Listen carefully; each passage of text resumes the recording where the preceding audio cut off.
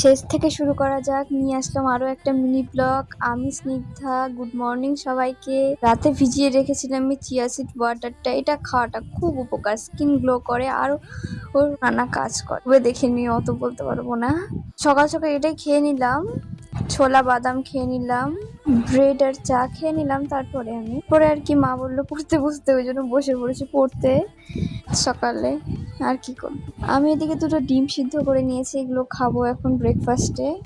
জানোই, ক্যারেট আর বিটরুটের জুস। দাদা ভাই চলে এসেছিল ঠাকুর ঘরে ওয়ালপেপার লাগাতে। পরে দুপুরে লাঞ্চে ছিল ভাত, চিংড়ি মাছের মালাইকারি, মাছের ঝোল, এসবই ছিল লাঞ্চে। ভালোই হয়েছিল, খেয়ে নিলাম সবার সাথে বসে। অনেক চিন্তা থাকে সারাদিন কি করব না করব। বিকেলে চলে আসলাম ছাদে মা বাবার সাথে, এদিকে গল্প করলাম এই কাকিমিটার সাথে।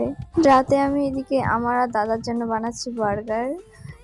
সেভাবে বানাইনি, এমনি ডিম দিয়ে, ডিমের পচে দিয়ে হচ্ছে সস টস দিয়ে স্যালাড দিয়ে ওভাবে বানিয়েছি। খেতে ভালো হয়েছিল। বাই।